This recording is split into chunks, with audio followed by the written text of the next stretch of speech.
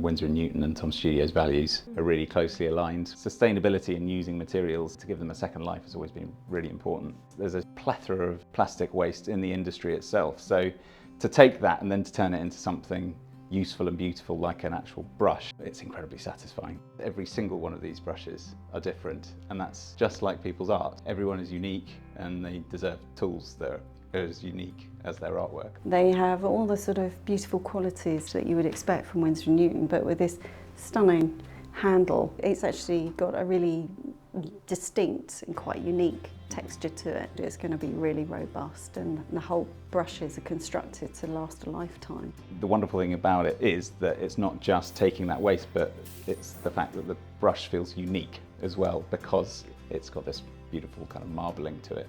You take the products that you want to chip, you put them through a chipper, which is very satisfying, and then you put it into a hopper.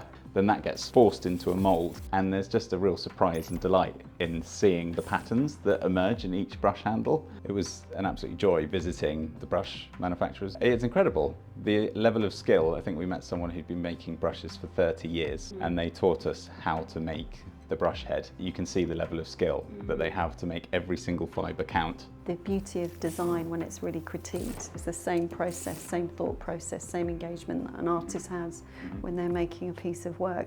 I would love to see people painting and just enjoying the process. Winsor Newton have this incredible legacy that's really in their DNA of innovation. This is really testament to that.